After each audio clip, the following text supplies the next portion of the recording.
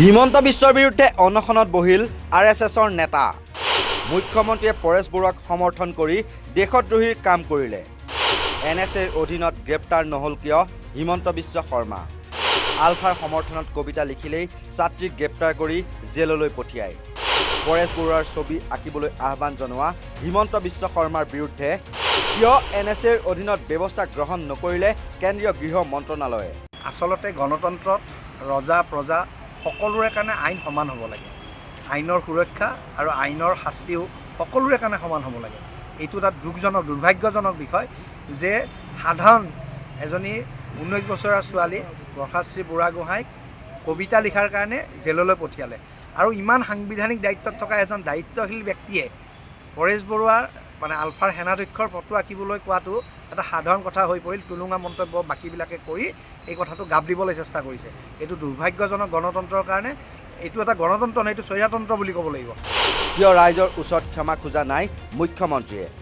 কিয় এতিয়ালৈকে পদত্যাগ কৰা নাই হিমন্ত বিশ্ব শৰ্মাই?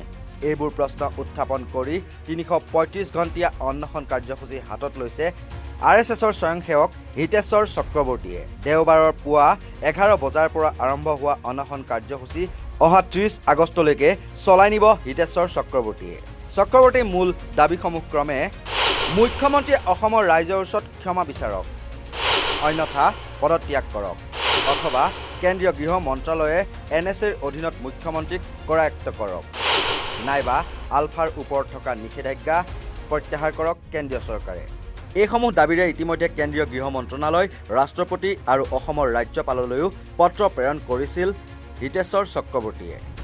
কিন্তু কেন্দ্ৰীয় গৃহ মন্ত্ৰণালয় আৰু ৰাজ্যপালৰ পৰা কোনো উত্তৰ লাভ কৰা নাই চক্ৰৱৰ্তীয়ে। আচলতে মুখ্যমন্ত্ৰী এই কথাটোত খুব দুখ পাইছোঁ। যদি বেলেগ আদৰ্শৰ মুখ্যমন্ত্ৰী এজন হ'লে হয় তেতিয়া কথাটো নাছিল। তেখেতে নিজেই কয় যে মই সংঘৰ স্বয়ংসেৱক, সেইকাৰণে মই এই ধৰণৰ কাম কৰিবলৈ সাহস পাইছোঁ। তো তেনেকুৱা স্বয়ংসেৱক এজনে কমচে কম আদৰ্শৰ বিৰোধলৈকে যাব নালাগিছিল। আমি সকলোৱে জানো যে আলফাই কি কৰিছিল, কি কৰা নাই। আৰু যিহেতু সাৰ্বভৌমত্বৰ প্ৰতি তেওঁলোক তেওঁলোকে সদায় এখন স্বাধীন অসমৰ কথা কয় বা বাকী ভাৰতৰ লগত নথকাৰ কথা কয়। সেইকাৰণে মুখ্যমন্ত্ৰী এজনে সাংবিধানিক দায়িত্বত থাকি যি সংগঠনক ইতিমধ্যে কেন্দ্ৰীয় চৰকাৰে নিষেধাজ্ঞা জাৰি কৰি থৈছে, আৰু মুখ্যমন্ত্ৰী সাংবিধানিক দায়িত্বত থকাৰ পিছত তেওঁ কমচে কম এই বিষয়টো ক'ব নালাগিছিল। আমি সেইকাৰণে দুখ পাইছোঁ আৰু আমি সেইকাৰণে আশাও কৰিছোঁ যে মুখ্যমন্ত্ৰীয়ে নিজৰ ভুলটো বুজি পাব আৰু তেখেতে অসমৰ ৰাইজৰ ওচৰত ক্ষমা বিচাৰিব।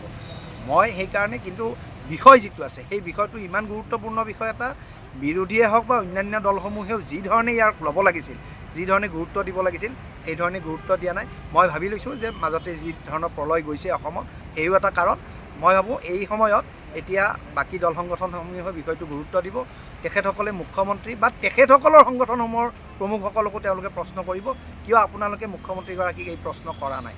বা মই সংঘৰ স্বয়ংসেৱক হিচাপে সংঘৰ কাৰ্যকৰ্তা, সংঘৰ স্বয়ংসেৱকসকলক আহ্বান জনাওঁ, আপোনালোকে সংঘৰ যি আমাৰ দায়িত্বত থকা কাৰ্যকৰ্তা আছে তেওঁলোকক প্ৰশ্ন কৰক যে আপোনালোকে মুখ্যমন্ত্ৰীজনক কিয় কোৱা নাই। কেন্দ্ৰীয় গৃহ মন্ত্ৰালয়, ভাৰতৰ মহামহিম ৰাষ্ট্ৰপতি, অসমৰ মাননীয় ৰাজ্যপাল, এওঁ সকলোলৈকে মই মেইল যোগে পঠাইছিলোঁ। ইতিমধ্যে ৰাষ্ট্ৰপতি কাৰ্যালয়ৰ পৰা মেইলৰ আহিছিল, তেওঁলোকে এখন পিটিশ্যন দিব দিছিল। আমি ইতিমধ্যে পিটিশ্যন দিবলৈ চেষ্টাও কৰিছোঁ, কিন্তু তেওঁলোকৰ যি মেইল এড্ৰেছ তেওঁলোকৰ যি দিছে তাত পিটিশ্যনটো একচেপ্ট কৰা নাই। কিন্তু বাকী আমি ইতিমধ্যে তেওঁলোকক আমি প্ৰথম প্ৰাৰম্ভিক যিটো এইটো আমি দিছোঁ। এতিয়ালৈকে আমাৰ ইমানখিনি আগবাঢ়িছে, বাকী কোনো ধৰণৰ আমি বেলেগ আৰু অন্য গৃহ মন্ত্ৰালয় আৰু মাননীয় ৰাজ্যপালৰ ফালৰ পৰা আমি কোনো ধৰণৰ উত্তৰ পোৱা নাই। আচলতে গণতন্ত্ৰত ৰজা প্ৰজা সকলোৰে কাৰণে আইন সমান হ'ব লাগে। আইনৰ সুৰক্ষা আৰু আইনৰ শাস্তিও সকলোৰে কাৰণে সমান হ'ব লাগে। এইটো এটা দুৰ্ভাগ্যজনক বিষয় যে সাধাৰণ এজনী 19 বছৰীয়া ছোৱালী বৰ্ষাশ্ৰী বুঢ়াগোহাঁইক কবিতা লিখাৰ কাৰণে জেললৈ পঠিয়ালে। আৰু ইমান সাংবিধানিক দায়িত্বত থকা এজন দায়িত্বশীল ব্যক্তিয়ে পৰেশ বৰুৱাৰ আলফাৰ সেনাধ্যক্ষৰ ফটো আঁকিবলৈ কোৱাটো এটা সাধাৰণ কথা হৈ পৰিল। টুলুঙা মন্তব্য বাকীবিলাকে কৰি এই কথাটো গাপ দিবলৈ চেষ্টা কৰিছে। এইটো দুৰ্ভাগ্যজনক গণতন্ত্ৰৰ কাৰণে। এইটো এটা গণতন্ত্ৰ নহয়, এইটো স্বৈৰতন্ত্ৰ বুলি ক'ব লাগিব। কেন্দ্ৰীয় গৃহ মন্ত্ৰণালয়ে হিতেশ্বৰ চক্ৰৱৰ্তীৰ দাবীসমূহ মানি লয় নে নলয় বা ৰাষ্ট্ৰদ্ৰোহিতাৰ গোচৰ ৰুজু কৰি মুখ্যমন্ত্ৰীক গ্ৰেপ্তাৰ কৰে নে নকৰে সেয়া সময়ত হ'ব লক্ষণীয়। কল্পজ্যোতি শইকীয়াৰ প্ৰতিবেদন, নৰ্থ ইষ্ট নাও।